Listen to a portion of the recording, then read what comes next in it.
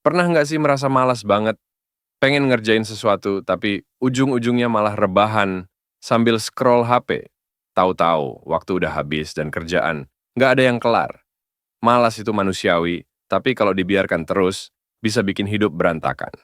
Dalam Islam, sifat malas bisa jadi penghalang buat kita mencapai keberkahan hidup.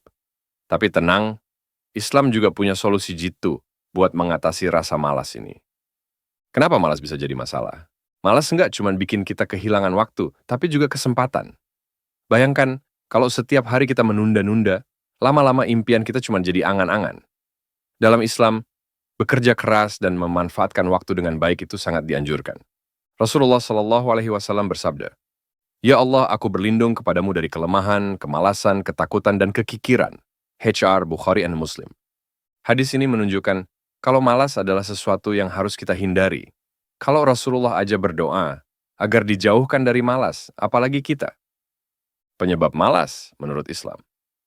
Ada beberapa hal yang bisa membuat kita mudah malas, kurang niat dan tujuan yang jelas. Kalau kita nggak tahu alasan kita melakukan sesuatu, wajar kalau kita nggak semangat. Terlalu banyak menunda. Kebiasaan menunda bikin tugas menumpuk. Dan semakin menumpuk, semakin malas mengerjakannya. Kurang iman dan kesadaran akan waktu. Rasulullah Shallallahu Alaihi Wasallam bersabda, dua nikmat yang sering dilalaikan manusia, kesehatan dan waktu luang. HR Bukhari. Kalau kita sadar hidup ini singkat, kita pasti akan lebih semangat memanfaatkan waktu dengan baik. Lingkungan yang tidak mendukung. Kalau kita dikelilingi orang-orang malas, kita bisa ketularan. Lingkungan sangat berpengaruh pada kebiasaan kita. Cara mengatasi malas dalam Islam. Bagaimana cara melawan rasa malas? Perkuat niat dan doa. Mulai setiap hari dengan niat yang kuat. Jangan lupa baca doa yang diajarkan Rasulullah. Ya Allah, aku berlindung kepadamu dari kelemahan dan kemalasan. Mulai dari yang kecil dan konsisten.